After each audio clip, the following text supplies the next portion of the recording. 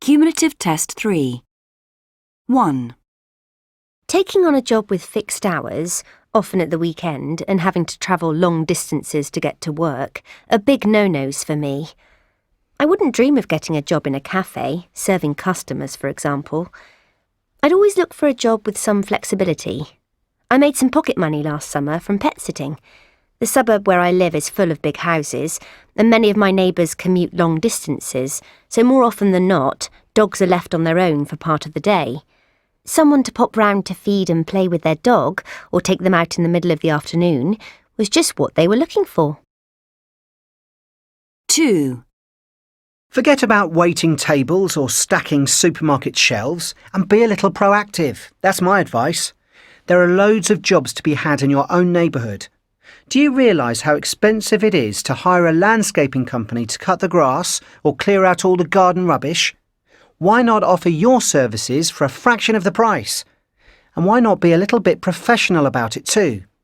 Last summer, my mate Tom and I designed our own cards, advertising our services, and splashed out on garden gloves and a few tools. We ended up busier than we'd ever been. Not only that, but we got to spend July in the sun in the open air, got to work when we liked and not when we were told to, and you should have seen our suntans. 3. Last July, just about everyone I know ended up working in a cafe, running around, taking orders, getting shouted at.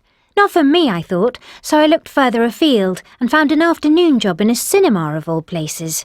And I don't mean a big multiplex with 20 screens selling popcorn in buckets, but a small place with a little kiosk and one screen, which often showed old black and white films.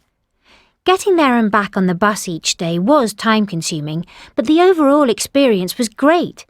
I worked 4 afternoons from 2 to 6 selling tickets and programmes, and of course I got to sneak in and see bits of the films.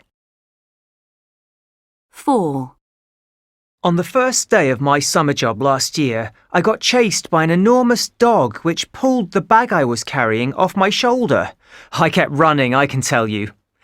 Despite all that, though, I'd really recommend delivering free newspapers to people's houses as a great part-time job.